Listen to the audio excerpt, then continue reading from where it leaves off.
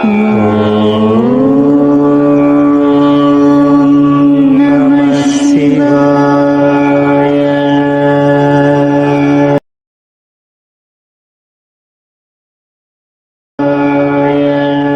గురుభ్యో నమః.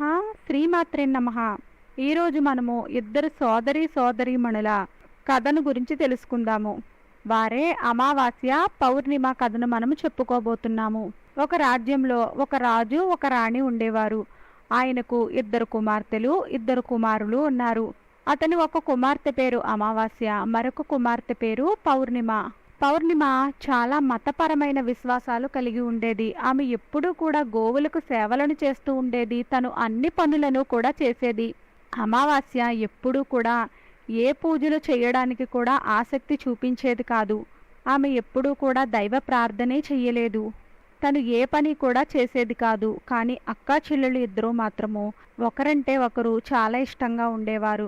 కానీ పూర్ణిమ అంటే రాజుకి రాణికి అంత ఇష్టం ఉండేది కాదు.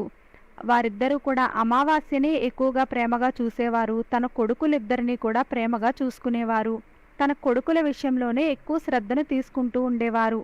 కాలం గడిచే కొద్దీ రాజుగారి పిల్లలు పెరిగి పెద్దయ్యారు. రాజు కుమారులిద్దరికీ కూడా వివాహాన్ని చేశాడు.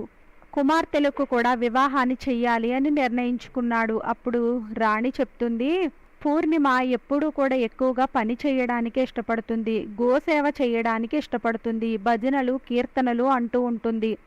అందువలన ఆమెకు ఎవరైనా పేదింటి అబ్బాయిని చూడమని చెప్తుంది. ఆమె పెద్ద కుటుంబంలోనికి వెళ్ళినట్లయితే ఇవన్నీ చేయడానికి కుదరదు. అందుకే ఆమెను పేద ఇంట్లోనికే మనం పంపిందాము అని చెప్పింది. రాజు సరే అని చెప్పి సంబంధాలు వెతకడం మొదలుపెట్టాడు. చివరికి రాజు పూర్ణిమకు ఒక పేదంటి అబ్బాయితో వివాహాన్ని నిశ్చయం చేశాడు. అప్పుడు రాణి అంటుంది, మహారాజా, అమావాస్యకు కూడా మనము వివాహాన్ని చేద్దాము. అక్కా చెల్లెళ్ళు ఇద్దరికీ కలిపి పెళ్లి చేయండి అని చెప్పింది. అప్పుడు రాజుగారు అదే గ్రామానికి చెందిన వేరొక రాజకుమారుడితో అమావాస్యకు వివాహాన్ని కుదిర్చాడు. రాజు రాణికి చెప్పగానే ఈ మాటను ఆమె చాలా సంతోషించింది. మనసులో అనుకుంటుంది, పేదల ఇంట్లో పూర్ణిమ ఎలా ఉంటుందో ఇప్పుడు చూద్దాము. ఆమె ఎప్పుడు కూడా పూజలు అంటూ ఉంటుంది. ఆమెకు దేవుడు ఎలా సహాయం చేస్తాడో చూద్దాము అని అనుకుంటుంది. సమయం రాగానే రాజుగారు తన ఇద్దరు కుమార్తెలకు కూడా వివాహాన్ని చేశాడు. అమావాస్యకు చాలా సంపదను కూడా ఇచ్చాడు. కానీ పౌర్ణమికి మాత్రము ఏమీ ఇవ్వలేదు. అమావాస్య సోదరులు పౌర్ణమిను కూడా చాలా ప్రేమగా చూసుకుంటూ ఉండేవారు. కానీ ఆమె మాత్రము వదినగారులపై ఎప్పుడూ కూడా పెత్తనాన్ని చలాయిస్తూ ఉండేది. కానీ పౌర్ణిమ మాత్రము ప్రతి పనిలోనూ కూడా వాళ్ళకి కూడా సహాయాన్ని చేస్తూ ఉండేది. అమావాస్య పౌర్ణిమ ఇద్దరు కూడా తమ అత్తగారింటికి వెళ్ళిపోయారు. ఒకప్పుడు అమావాస్య తమ ఇంట్లో శివ చర్చని ఏర్పాటు చేసుకుంది. ఆమె ఊరిలో అందరినీ పిలిచింది. కానీ తన సోదరి పౌర్ణిమను మాత్రము పిలవలేదు. పౌర్ణిమ తన ఇంటి గుమ్మం దగ్గరే కూర్చుని ఉంది. ఆ ఇంటి ఆడవాళ్ళు, మీ చెల్లెలి ఇంట్లో ఈరోజు ఈశ్వర చర్చ జరుగుతూ ఉంది, నువ్వు రావా అని అడిగారు. అప్పుడు పౌర్ణిమ చెప్తుంది, నన్ను పిలవలేదు, నేను ఎలా వెళ్ళగలను అని చెప్పింది. అప్పుడు ఆ గ్రామంలోని మహిళలు అన్నారు, దైవ చర్చ జరుగుతున్నప్పుడు ఎవరు పిలవాలని ఏమీ లేదు, ఎవరైనా సరే వెళ్ళవచ్చు, అందువలన నువ్వు కూడా మాతో రమ్మని పిలిచారు. అప్పుడు పౌర్ణిమ ఆ చర్చకు వెళ్ళింది. అమావాస్య పౌర్ణమిని చూసినప్పుడు, నేను నిన్ను పిలవనప్పుడు నా ఇంటికి ఎందుకు వచ్చావు అని కోపంగా చెప్పింది. వస్తే వచ్చావు గాని నిశ్శబ్దంగా ఒక చోట కూర్చుని ఉండు, అటు ఇటు తిరగకు అని చెప్పింది. తన పేదరికాన్ని చాలా ఎగతాళి చేసింది. పూర్ణిమ కళ్ళ నుండి నీళ్లు ప్రవహించాయి. ఆమె శివుడిని ప్రార్థించడం ప్రారంభించింది. ఓ మహాదేవా, నువ్వు నా పట్ల ఎప్పుడు దయ చూపిస్తావు? నా తప్పేమిటి? పూజలు చెయ్యడము, గోసేవ చేయడమే నా తప్ప? పని చేయడం నా తప్ప? దేవుడు ఎప్పుడు నన్ను కరుణిస్తాడు అనుకుంటూ ఆమె దేవుణ్ణి వేడుకుంటూనే ఉంది. ఆ శివచర్చ మొత్తము కూడా పూర్తి అయిపోయింది. అమావాస్య అందరికీ కూడా ప్రసాదాన్ని ఇచ్చింది. కానీ పౌర్ణమికి మాత్రము ఏమీ ఇవ్వలేదు. ఆమె అక్కడి నుండి తిరిగి వచ్చేసింది. ఆమె దారిలో అనుకుంటుంది, నేను ఇప్పుడు ప్రసాదాన్ని తీసుకుని వెళ్లకుండా ఇంటికి వెళ్ళినట్లయితే నా పిల్లలు ప్రసాదాన్ని అడుగుతారు. అప్పుడు నేను వారికి ఏ సమాధానాన్ని చెప్పాలి అనుకుంటూనే ఉంది. ఆమె అనుకుంది, నేను అన్నా వదినల దగ్గరకు వెళ్ళాలి అని అనుకుంది. తను ఇంటికి వెళ్ళి తన భర్తతో పిల్లలతో అన్నగారి ఇంటికి వెళ్ళి వస్తాను అని చెప్పి తను అన్నగారి ఇంటికి బయలుదేరింది. తను నడుచుకుంటూ వెళుతుండగా దారిలో ఒక తులసి చెట్టు కనిపించింది. అక్కడ ఒక వృద్ధురాలు కూర్చుని ఉంది. ఆ ముసలి ఆవిడ అడుగుతుంది, అమ్మా నువ్వు ఎవరు, ఎక్కడికి వెళుతున్నావు అని. ఆమె అడిగిన ప్రశ్నలకు పూర్ణిమ తన గురించి వివరణ ఇచ్చింది. తనను తను పరిచయం చేసుకుంది. అప్పుడు ఆ ముసలి తల్లి అంటుంది, అమ్మ చూడు, ఈ తులసి మొక్క ఎండిపోతుంది, అందులో కొద్దిగా నీటిని పొయ్యమని చెప్పి ఇక్కడ ప్రదేశాన్ని అంతా కూడా శుభ్రం చెయ్యమని చెప్పింది. తనకి స్నానానికి నీళ్లు కూడా తోడమని చెప్పింది. పౌర్ణిమ సరేనని చెప్పి ఆ ప్రదేశాన్ని అంతా కూడా శుభ్రం చేసింది. తులసి చెట్టును పూజించింది. ముసలి అవ్వ స్నానం చేయడానికి నీటిని ఏర్పాటు చేసింది. ఆమెకు పాదాలను నొక్కింది. అన్ని పనులు అయిపోయిన తర్వాత వేరే ఏమైనా పని ఉందా అమ్మా అని అడిగింది. ఏమీ లేదని చెప్పి ఆమె పౌర్ణిమకి తన ఆశీర్వాదాలను ఇచ్చింది. పౌర్ణిమ ఇంకొద్దిగా ముందుకు వెళ్ళింది. ఇంకొంచెం ముందుకు వెళ్ళేసరికి తనకి ఒక గుడి కనిపించింది. ఆ గుడి దగ్గర ఒక సాధువు కూర్చుని ఉన్నాడు. ఆ సాధువు మరెవరో కాదు, దేవుళ్ళకే దేవుడు మహాదేవుడే అక్కడ కూర్చుని ఉన్నాడు. ఆయన అడుగుతున్నారు, తల్లి నువ్వు ఎవ్వరు, ఎక్కడికి వెళుతున్నావు అని అడిగారు. అప్పుడు పౌర్ణిమ తన గురించి వివరణ ఇచ్చి, నేను మా అన్నా వదినల దగ్గరకు వెళుతున్నాను అని చెప్పింది. అప్పుడు ఆ ముసలి బాబా వేషంలో ఉన్న పరమేశ్వరుడు అడుగుతున్నాడు, తల్లి ఈ గుడిని కొద్దిగా శుభ్రం చేస్తావా అని అడిగాడు. దానికి పౌర్ణిమ ఆ గుడిని శుభ్రం చేసింది.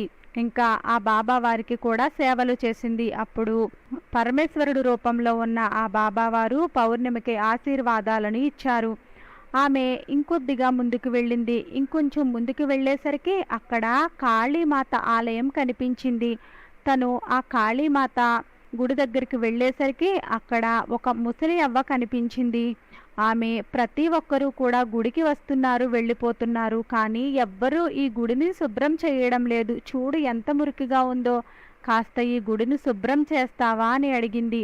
దానికి పౌర్ణిమ సరేనమ్మా అలాగే చేస్తాను అని చెప్పి తను గుడిని మొత్తము శుభ్రం చేసింది. శుభ్రం చేసి కాళీమాతకు పూజలు చేసుకుంది. పూజలు చేసుకుని ఆమె మళ్ళీ బయలుదేరింది. ఇంకొద్దిగా ముందుకు వెళ్ళేసరికి ఒక నది వచ్చింది. ఆ నది ఒడ్డునే ఒక ముసలి అవ్వ కూర్చుని ఉంది. ఆ ముసలి అవ్వ రూపంలో ఉన్నది ఎవరో కాదు, ఆమె గంగామాత. గంగామాత చెప్తోంది, ప్రతి ఒక్కరూ కూడా ఈ నదిలోనికి దిగి స్నానం చేస్తున్నారు, వెళ్ళిపోతున్నారు. ఇక్కడంతా కూడా చాలా మురికిగా ఉంది. పైన ప్రదేశం అంతా కూడా చాలా మురికిగా చేశారు. ఇదంతా శుభ్రం చేస్తావా అని అడిగింది. దానికి పౌర్ణిమ అలాగే చేస్తాను అని చెప్పి ఆ ప్రదేశాన్ని అంతా కూడా శుభ్రం చేసింది. శుభ్రం చేసిన తర్వాత అక్కడే ఉన్న నావలో కూర్చుని తను ఆ నావ దాటి అవతల ఒడ్డుకు వెళ్ళి తన అన్నా వదిన గార్ల ఇంటికి వెళ్ళింది. అన్నా వదిన గార్ల ఇంటికి వెళ్ళేసరికి పౌర్ణిమ రాకకు వారు చాలా సంతోషపడ్డారు. ఆ రోజంతా కూడా వారు పౌర్ణిమతో మంచిగా కబుర్లు చెప్పుకుంటూనే ఉన్నారు. రాత్రి అయింది. పౌర్ణిమ వాళ్ళింట్లోనే నిద్రపోయింది. ఉదయం లేచి నేను వెళ్ళి వస్తాను అని చెప్పేసరికి పౌర్ణిమ వదిన గారు తనకి ఎరుపు రంగు చీరని ఇచ్చారు. ఆ చీరను కట్టుకుని వెళ్ళమని చెప్పారు. సరే అని చెప్పి పౌర్ణిమ ఆ చీరను కట్టుకుంది. అక్కడ నుండి బయలుదేరుతూ ఉంటే వదిన గారు ఇద్దరు కూడా ఒక సంచిని తనకు ఇచ్చారు. ఇవన్నీ తీసుకుని వెళ్ళమని చెప్పారు. ఆమె వాటిని తీసుకుని బయలుదేరింది. మళ్ళీ అదే నావ ఎక్కి మళ్ళీ యువతల గట్టుకు వచ్చింది. వచ్చి అక్కడ గంగామాత కూర్చుని ఉంది కదా, గంగామాత కూడా పౌర్ణమికి ఒక సంచిని ఇచ్చింది. తను ఆ రెండవ సంచిని కూడా తీసుకుంది. తను ఇంకొద్దిగా ముందుకు వచ్చేసరికి కాళీమాత ఆలయం కనిపించింది. అక్కడ ఉన్న ముసలి అవ్వ కూడా పౌర్ణమికి ఇంకొక సంచిని ఇచ్చింది. ఆ సంచిని కూడా తీసుకుని తను ఇంకా ముందుకు బయలుదేరింది. దారిలో ఉన్న పరమేశ్వరుడు తనకి ఇంకొక సంచిని ఇచ్చారు. అది కూడా తీసుకుని ఆమె ముందుకు బయలుదేరింది. ఇంకా కొంచెం ముందుకు వెళ్ళేసరికి తులసీమాత వద్దకు వచ్చింది. అక్కడ కూడా తనకి తులసీమాత దగ్గర ఉన్న ముసలి అవ్వ కూడా తనకి ఇంకొక సంచిని ఇచ్చింది. ఇవన్నింటినీ తీసుకుని తన ఇంటికి చేరుకుంది. ఇంటికి చేరుకున్న తర్వాత తను అన్నా వదినలు ఇచ్చిన సంచిని ముందుగా విప్పింది. విప్పేసరికి అందులో మిఠాయిలు ఉన్నాయి, ఇంకా కొత్త బట్టలు ఉన్నాయి. వాటిని తీసి మిఠాయిలను తన పిల్లలకు ఇచ్చింది. కొత్త బట్టలను తన పిల్లలకు ఇచ్చింది. ఇచ్చి తను గంగామాత ఇచ్చిన సంచిని తెరిచింది. దాని నిండా కూడా బంగారము ధనంతో నిండి ఉన్నాయి. తర్వాత ఆమె కాళీమాత ఇచ్చిన సంచిని తెరిచేసరికి దాంట్లో కూడా ధనధాన్యాలతో నిండి ఉన్నాయి. తర్వాత పరమేశ్వరుడు ఇచ్చిన సంచిని, తులసీమాత ఇచ్చిన సంచిని తీసేసరికి వాటన్నింటి నుండో కూడా ధనధాన్యాలతో నిండి ఉన్నాయి. పౌర్ణిమ చాలా సంతోషపడింది. తనకి ఇప్పుడు తన ఇంట్లో ఎటువంటి లోటు కూడా లేదు. తను చాలా సంతోషంగా జీవిస్తూ ఉంది. కొన్ని రోజులు గడిచిన తర్వాత తను అనుకుంది, మన ఇంట్లో శివచర్చని ఏర్పాటు చేసుకోవాలి అని అనుకుని తను శివచర్చని ఏర్పాటు చేసుకుని అమావాస్యను కూడా తన ఇంటికి శివచర్చలో పాల్గొవడానికి పిలిచింది. అప్పుడు ఊరిలోని ఆడవాళ్ళు అందరూ కూడా శివచర్చలో పాల్గొవడానికి వచ్చారు. అమావాస్య కూడా వచ్చింది. అమావాస్య పౌర్ణమిని చూసి, నీకు ఇంత ధనం ఎలా వచ్చింది అని అడిగింది. అప్పుడు పౌర్ణిమ, నేను మీ ఇంటికి వచ్చినప్పుడు నువ్వు ప్రసాదాన్ని ఇవ్వలేదు.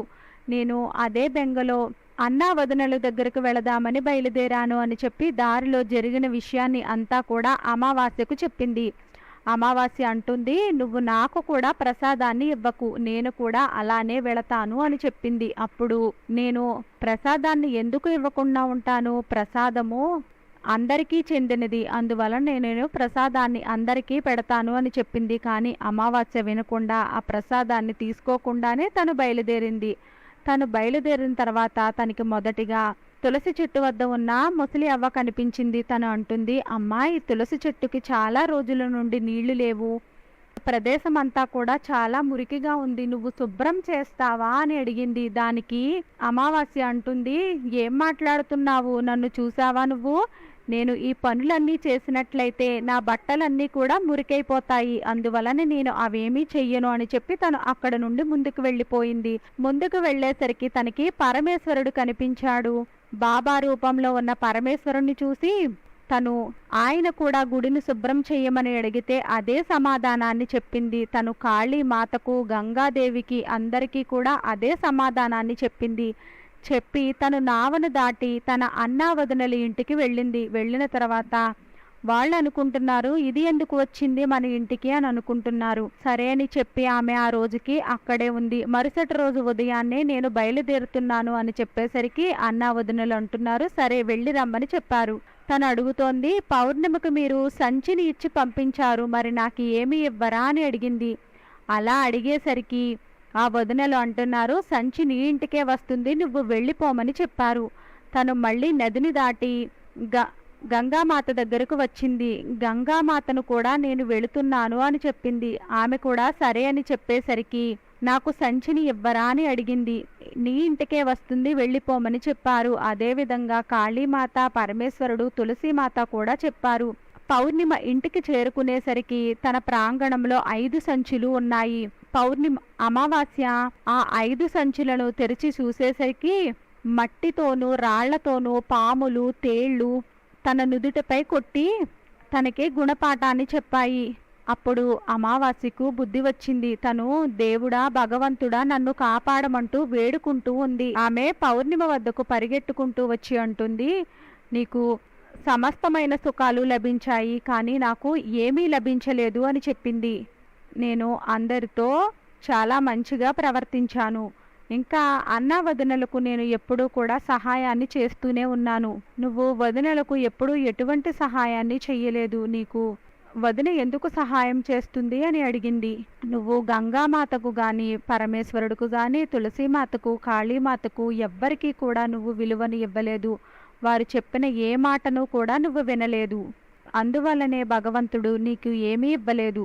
అప్పుడు అమావాస్య అంటుంది, పౌర్ణమిని క్షమించమని అడిగింది. ఇదంతా కూడా తెలిసి తెలియకుండానే జరిగిపోయింది అని చెప్పింది. నేను కూడా భగవంతుడిని ప్రార్థించి వీటన్నింటినీ పొందుతాను అని చెప్పింది. అప్పుడు పూర్ణిమ అంటుంది, నువ్వు ఎప్పుడూ కూడా ఈ 3 సూత్రాలను గుర్తుపెట్టుకో. మొదటి సూత్రము, అందరిపైన కూడా దయ కలిగి ఉండాలి. ప్రతిరోజు కూడా 108 సార్లు ఓం నమ శివాయ అనే మంత్రాన్ని జపిస్తూనే ఉండు.